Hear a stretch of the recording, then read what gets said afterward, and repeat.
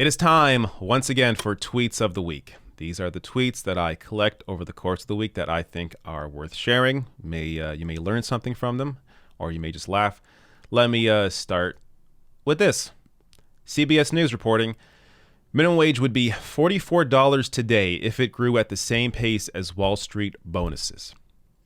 This is just a great fact. I guess I could have done a whole story on this, but this in itself just really helps to contextualize how low the minimum wage is and how many and who has benefited over especially the last 30 years, last 40 years at this point, under neoliberal policy. It's been all the wealth's been generated to the top 10%, while people at the bottom losing, and figures like this help you understand that context. Colleen here tweeted out, so let me get this straight. Conservatives don't think a 17-year-old is old enough to vote in this country, but they think they're close enough to 18 to consent to sexual relationships with a person 20 years their senior, and they're the ones to save the children. This, of course, is over the whole Matt Gaetz saga that just keeps evolving. Of course, many are defending Matt Gaetz. Many also, to be fair, that are on the right are not defending him, but many are defending him, and yeah. Anyways, the point here is made. This again on Matt Gaetz. I saw this morning and just laughed. Let us never forget this hero. This is posted by Mary Joy.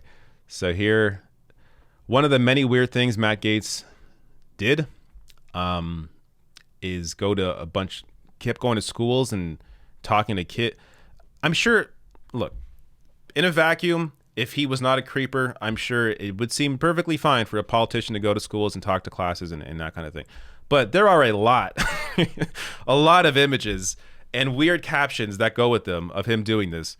But this is just amazing. You see here, the girl at the corner with the middle finger. Brilliant. I love it. All right, next one. Yusuf here tweeting out, recent Gallup poll shows majority of U.S. Dems, 53% for first time, want more pressure on Israel. But what is really interesting is the trend. To climb from 33% to 43%, it took 10 years. To climb from 43% to 53%, it took just 3 years. Democrats in America are becoming more and more and more informed on this issue. And part of the reason as well, I think, is just many youth are more involved in politics and understand this issue a lot better, definitely, than older generations tend to.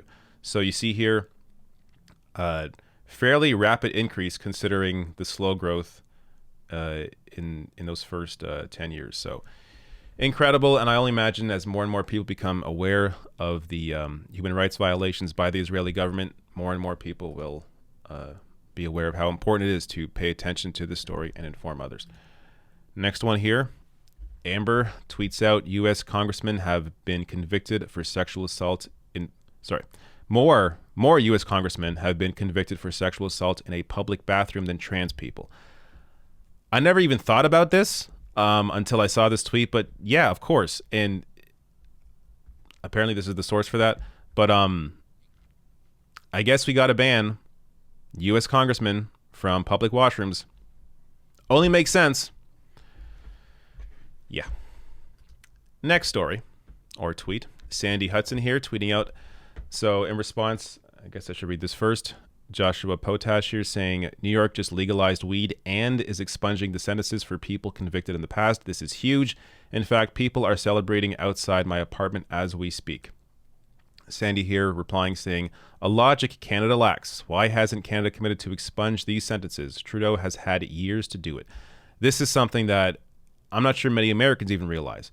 When we legalized marijuana, we did not expunge all past records dealing with marijuana, which is completely insane. You're seeing this regularly. When marijuana is legalized in various states, almost always it's tied to expunging sentences of people convicted in the past. But in Canada, it hasn't been. So oftentimes I will use Canada to be like, hey, look, America, you could do this a little better. But whether it's vaccines, or this. There are at least a couple examples where America is doing much better than Canada. This from Andrea, who's a YouTube creator, saying, "Hi, Team YouTube. My video live stream of Trump's speech on January 6th was just removed from YouTube for spam/scams and promoting that Trump had won the 2020 election when the entire video is just his speech with me pointing out his lies about the election." YouTube is doing this all the time. Similar actions have been taken against the Serfs, the Cavernacle, which is a British YouTube channel. YouTube takes content where there is right-wing lies being spoken and debunked in the same video, but just isolates it as if these channels are promoting that hateful or lying content.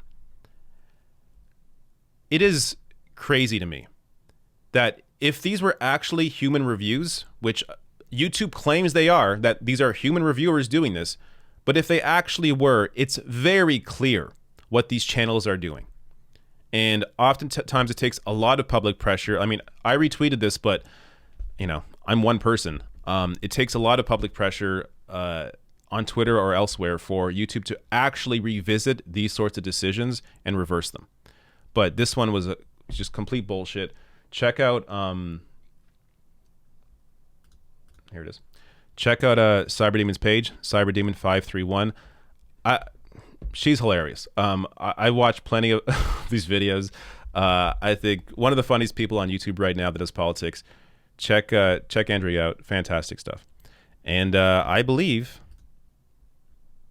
is there one more? No, that's it. Those are the tweets of the week.